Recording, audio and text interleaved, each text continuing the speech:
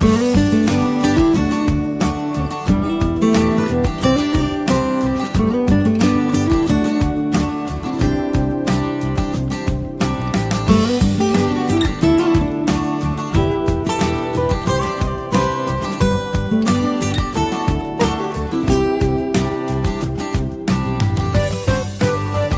जी, आज धरना के बारे में क्या हुआ?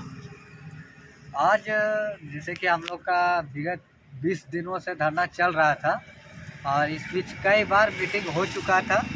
आज फिर से एक मीटिंग हुआ जिसमें बीसीसीएल विभाग से जीएमपी साहब और भी कई अन्य अधिकारी लोग थे, जिसमें हम लोग का जो मांग है कि जितना भी अप्रेंटिस धरनार्थी है उनको तत्काल रोजगार दिया जाए, इस विषय में वार्ता को आगे बढ़ाया गया है। कल पुनः एक मीटिंग होगी जिसमें हम लोग का रूपरेखा तैयार होगा कि क्या होगा आगे क्या नहीं होगा। अभी तक धरना हम लोग का चलते हैं और जब तक इस बार रोजगार मिल नहीं जाएगा तब तक हम लोग को धरना को चलाते ही रहना, क्योंकि इसके अलावा हम लोग के पास कोई विकल्प नहीं बचा।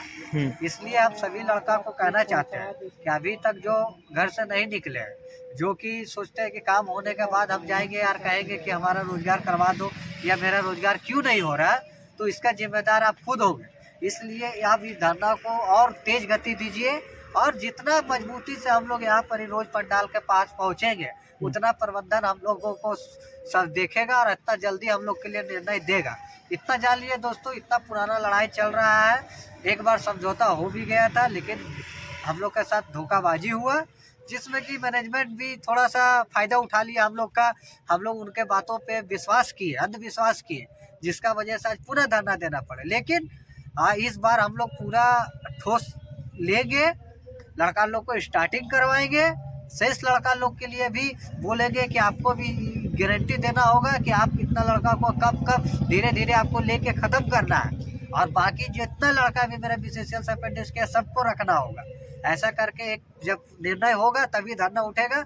बस बिना सहयोग का कुछ नहीं हो सकता। आप लोग भी सहयोग कीजिए, क्योंकि इस आंदोलन में अब केंद्र तक का लड़ाई लड़ने का हमारे टीम लीडर लोग ने सबने डिसाइड कर लिया है कि अब हम लोग केंद्र तक अगर जाना पड़े तो हम लोग जाएंगे, लेकिन बिना न्याय लिए नहीं उठेंगे। इसी बीच में अभी बहुत सूरज जी हो गया और भी बहुत सारे लड़के हैं जो कि दिल्ली जाने के विषय में रणनीति तैयार की है, जिसमें लड़का लोग भी सहयोग कर रहा है। जो नहीं किया वो और सहयोग करे, ताकि दिल्ली में अगर ज़रूरत पड़ेगा तो हम लोग भी जितने लड़के हैं अप्रेंटिस किए हुए बीसीसीएल से, कोल इंडिया से, सब धीरे धीरे दिल्ली पहुंचेंगे और आंदोलन को वहां भी चलाएंगे, यहाँ भी चलाएंगे, कलकत्ता में भी चलाएंगे।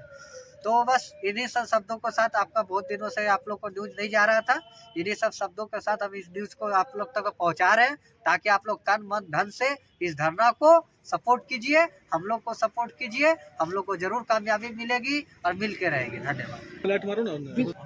सूरज जी, कल आप दिल्ली जा रहे थे, मतलब 14 दिसंबर को, तो कल का प्रोग्राम क्या है आपका?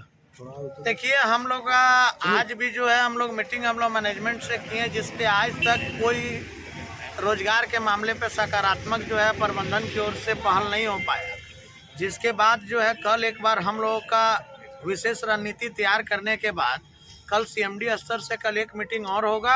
ये मीटिंग होने के बाद हम लोग का दिल्ली का भी राष्ट्रीय स्तर पे मुद्दा को बनाने के लिए हम लोग कल के बाद दिल्ली जल्द रवाना होंगे और देश में जो सबसे बड़े रोजगार के मुद्दे हैं, जो आज बेरोजगारी का जो कोल अप्रेंटिस का जो मुद्दा है, इसको हम राष्ट्रीय स्तर का मुद्दा बना के सरकार को आह्वान करने के लिए दिल्ली हम लोग निकल जा रहे हैं। और दिल्ली में हम लोग धरना के माध्यम से जंतर मंतर में भी धरना देंगे और एक एक मंत्रालय के मंत्री से हम लोग मिलके उनको ज्ञापन सौंपेंगे और इस संवेदनशील मुद्दा पे जल्द विचार करने हेतु उनसे हम निवेदन करेंगे कि जितने भी संबंधित सांसद और मंत्री दिल्ली में बैठे हुए हैं, वो भारत सरकार के जो संबंधित मंत्रालय है, कोयला मंत्रालय, उनको पत्र अग्रेसित कर और झारखंड के युवाओं का भविष्य को तय करने का काम करे। अन्यथा अगर नहीं सुनती है सरकार तो पूरे दल बल के साथ बाद में दिल्ली सभी को बुलाया जाएगा और उस धरना में हम लोग पूरे लड़का समर्थन मांगेंगे और दिल्ली जंतर मंतर के अलावा संसद से लेकर कोयला मंत्रालय तक का भी घेरने का हम लोग काम करेंगे। ऐसे विशेष रूप से हम सभी मंत्रालय में हम जाके निवेदन करेंगे और जितने भी माननीय केंद्रीय मंत्री हैं सभी से हम मुलाकात करेंगे और उसके बाद कोल इंडिया का भी रणनीति तैयार होगा जल्द, और कोल इंडिया में भी हम लोग धरना को जल्द चालू कराने वाले हैं क्योंकि लड़का को रोजगार मिल सके।